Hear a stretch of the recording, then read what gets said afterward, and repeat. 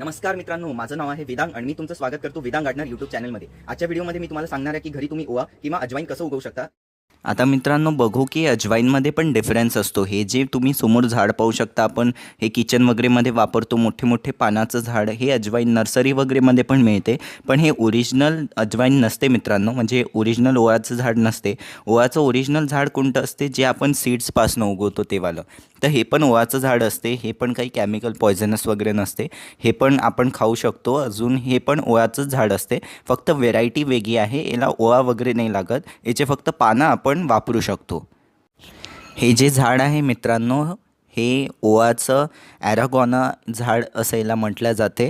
तर ही ती वाली व्हेरायटी आहे, हे आपण किचन वगैरेमध्ये यूज करतो। अजून ओरिजिनल झाड कोणतं असते मित्रांनो, जे बियापासून उगवल्या जाते, अजून जे हळूहळू मोठं केल्या जाते ते।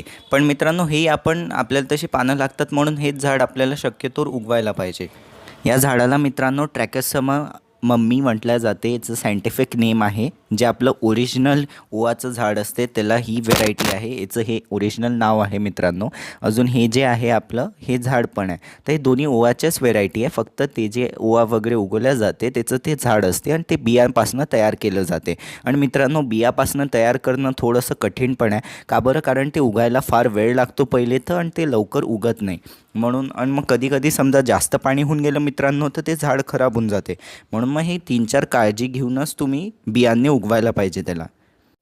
आता याचे काही काही तुम्हाला केअर टिप्स सांगणार, तर याला कोणतंही जास्त खत नाही टाकायचं असते, फुल सनलाईट पाहिजे, शेड एरिया वगैरेमध्ये या झाडाला जास्त ठेवायचं नसते। जिथे सूर्यप्रकाश खूप चांगल्याने येतो मित्रांनो तिथेच याला ठेवायचं असते, जास्त याच्यात ठेवाल तर हे खराब होणं सुरू होऊन जाईल, म्हणून याला फुल सनमध्ये ठेवायचं।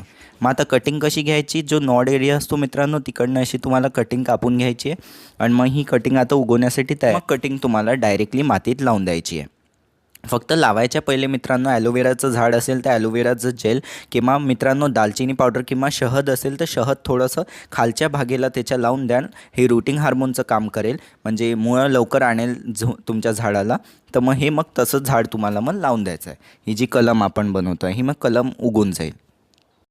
आता हे बियापासून कसं उगवल्या जाऊ शकते ते सांगतो। तर वेल ड्रेन सॉईल घ्यायची मित्रांनो, जी आपली काळी माती असते ती तुम्हाला 50% ठेवायची। अजून आपली 50% तुम्हाला जी आपली हे आहे रेती, रिव्हर सँड जी असते ती आपल्याला रेती वापरायची आहे 50%, आणि दोन्ही हे 50-50% मिक्स करायचे आहे, काळी माती आणि रेती। आणि जास्तीत जास्त वाटलं तर रेती वापरा, रेतीमध्ये कसं याला ओव्हर वॉटरिंगने होणार आणि जे बिया असतील ते चांगल्याने उगतील।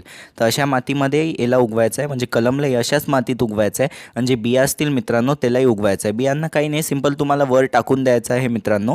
अजून मग त्याला हलकंसं पाणी स्प्रे करायचं, जास्त पाणी नाही टाकायचं, मग छोटे झाडं येणं सुरू होतील। मग हळूहळू त्याची केअर घ्या, जास्त काही पाणी टाकायचं नाही, हळूहळू ते मोठं होणं सुरू होऊन जाईल, आणि जी ओरिजिनल आपली ओवाची व्हेरायटी असते ती तुम्हाला दिसेल, पण या 15 दिवसामधनं। आणि अशाच प्रकारे मित्रांनो तुम्हाला ओवाचं झाड तुमच्या घरी उगवायचं आहे। कसा वाटला व्हिडिओ आवडला असल्यास व्हिडिओ लाईक करा, शेअर करा, माझ्या चॅनलला सबस्क्राईब नक्की करा। आणि मित्रांनो व्हॉट्सअपचा ग्रुप जॉईन करू शकता तुम्ही, तिकडे तुम्हाला काही झाडा संबंधित प्रश्न विचारायचे त्या ग्रुपवर तुम्ही विचारू शकता। त्या ग्रुपची लिंक मी डिस्क्रिप्शन कमेंट दोन्ही याच्यात टाकून देईल, त्या लिंकला क्लिक करून मित्रांनो तुम्ही व्हॉट्सअपच्या ग्रुपला जॉईन करू शकता आणि तुमचे झाडा संबंधित प्रश्न त्या ग्रुपवर विचारू शकता। धन्यवाद।